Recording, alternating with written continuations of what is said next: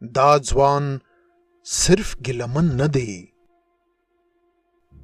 دا په وینو کې لت پت پروت، سا چې بنده بنده کیږي، سترګې پټې شونډې وچې، نبض چې ګوتو کې ورکیږي.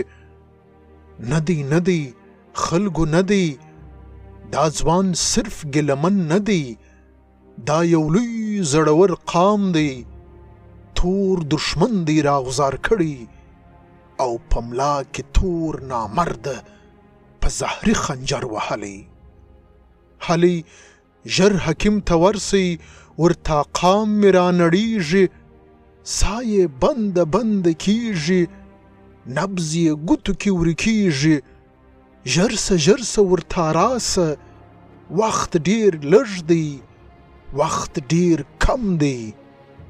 نه دی نه دی خلکو نه دی، دا ځوان صرف ګیلمن نه دی، دا یو لوی زړور قام دی، تور دشمن دی راغوزار کړی او په ملا کې تور نامرده په زهري خنجر وهلی.